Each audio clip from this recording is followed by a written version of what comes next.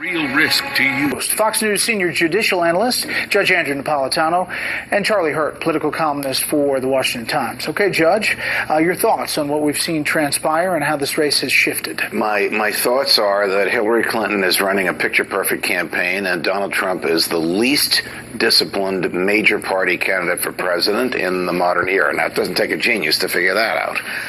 If the public perception is the main issue is Donald Trump's worthiness to be president, Mrs. Clinton will win. On the other hand, if the issue is, do we really want a third term of Barack Obama in the presence of a President Hillary Clinton, Donald Trump has a very strong chance to win. So he has to control the message.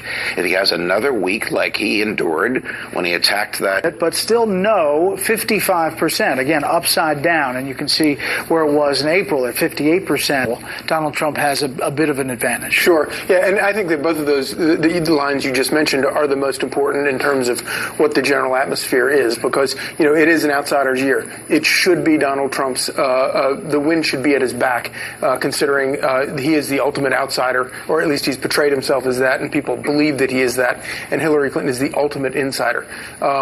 His advantage with the economy is vital.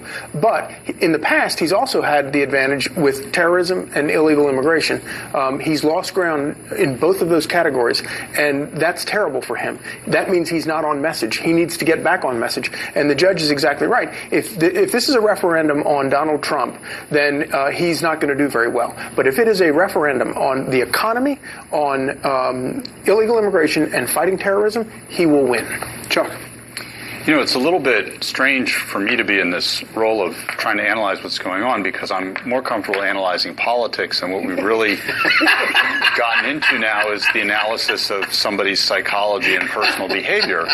And that's what has cost Donald Trump. As my colleagues here are saying, this is basically all about his, erratic performance of the last couple of weeks, where an ordinary sensible person would have just laid low after the cons burst out and so forth, and would have sat on the pretty good bounce he got out of the Republican convention. So what about the Trump supporters who say, hey, listen, this happened all throughout the primary. It happened all the time. And it never affected him through the primary. And the reason that we are so focused on it now is because there are not primaries. And he doesn't go to the next state and have a big win, and where he can say, look at how many people voted for me. And what I would say to them is, you have a point. He was bulletproof in the primaries.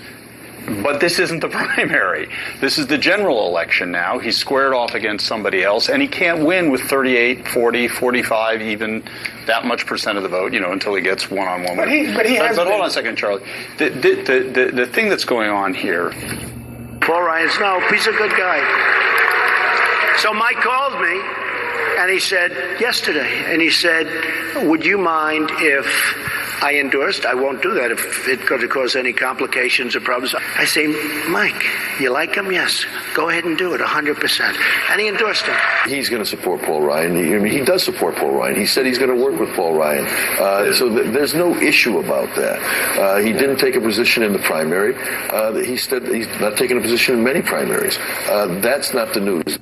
Honestly, the only endorsements I'm really worried about right now, or not worried about, the only endorsements that I want are those of my own employers here in the 1st Congressional District, and that's really what my focus is. When he was talking about Mike, he's talking about Mike Pence, who did endorse. Right. I mean, and I fully agree with what Chuck says, but this goes far beyond Paul Ryan. This goes to whether or not the Republicans can. I think it's no coincidence that all of this, the press has gone nuclear on him right at the time when he's decided not to endorse Paul Ryan, because that's the thing that matters most to these people. We'll watch it. That's it for the panel, but stay tuned for an interesting statement from Ted Cruz.